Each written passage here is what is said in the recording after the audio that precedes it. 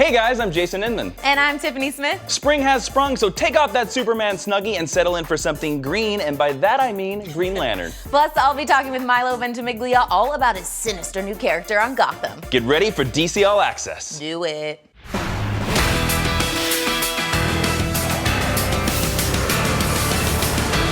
Harpoon hand Arthur Curry is back in Convergence Aquaman #1, out tomorrow. Pick up the issue to find out what happens when Aquaman faces a fight to the finish with Deathblow. In movie news, the animated feature Batman vs. Robin lands on Blu-ray and DVD today. Grab your copy to see Scott Snyder's amazing Court of Owls story arc take flight on screen. And finally, the Suicide Squad movie starts filming this week, and director David Ayer tweeted out a photo of the cast. Looking good, Suicide Squad. Report back to Waller.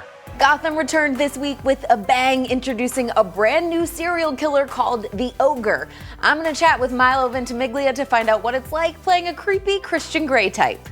You know, if you understand kind of who Jason Lennon is and the Ogre and what he's after or what he's up against when, let's say, a detective starts to investigate him, well, he goes after their loved ones. But then moving forward, think about now Jim Gordon, man on a mission, hero cop of Gotham, so maybe somebody he cares about might actually run across the Ogre. And he's been doing it forever, you know, he's the dirty little secret of the GCPD. And then you're bringing this character and then not a lot of people, even in the comic world, know much about this character. So how does that feel, creating this brand new character? You know, I was lucky. They gave me this amazing piece of raw material, untouched by, you know, years and years and years of other people playing him, fans flipping through pages and being like, oh, really, that's who it is.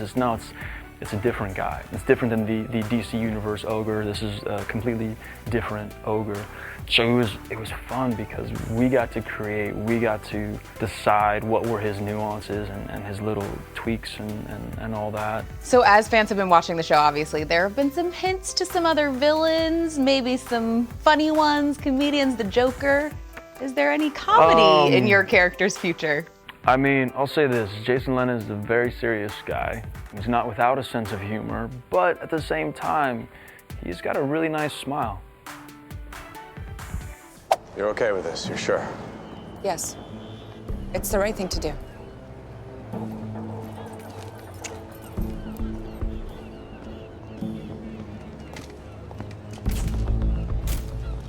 I called you here today because the people of Gotham deserve to know that there's a serial killer in their midst. For years, he's killed with impunity, aided by a culture of silence and fear among the police. That ends now. We'll be providing the names and photos of all of the victims. Please call with any information. And to the man who committed these horrific crimes, your days of hiding are over. I'm coming after you. And I'm not gonna stop. Convergence Green Lantern Parallax is out this week and reunites two of the most popular Green Lanterns of all time, Kyle Rayner and Hal Jordan. We're talking with writer Tony Bedard about how Kyle is going to help Hal deal with his space guilt.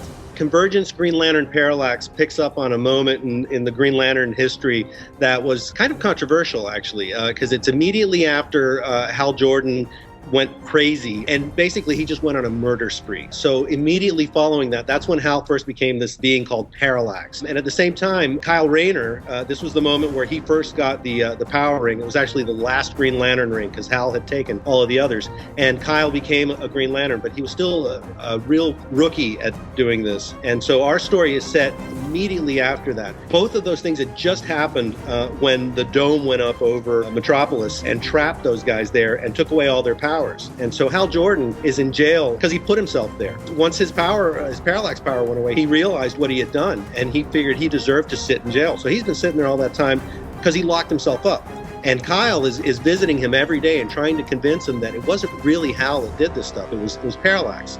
And that's where we pick up.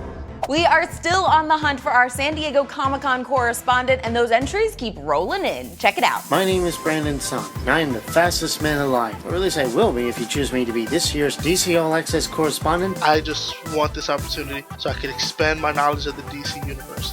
You want to know why I'm DC's biggest fan? Who else would make a Riddler staff out of cubes? I got great communication skills, and I'm a positive person. And I'm pretty sure I look decent on camera. If you haven't submitted yet, there's still time. Send us your video by May 1st for your shot at becoming a finalist. The prize includes hotel, airfare, and a 4-day San Diego Comic-Con pass for you and a friend, and you'll get to be a correspondent in our con coverage. Be sure to tell us why you are DC's biggest superfan and why you would be our perfect correspondent at San Diego. And use the hashtag DCAA giveaway plus the bit.ly link when you tweet us your entries. Well, that's it. That's all of our show. If you liked it, please click subscribe and check out more DC All Access videos right over there. And if you want even more news from all across the multiverse, head over to Twitter and follow @DC Comics.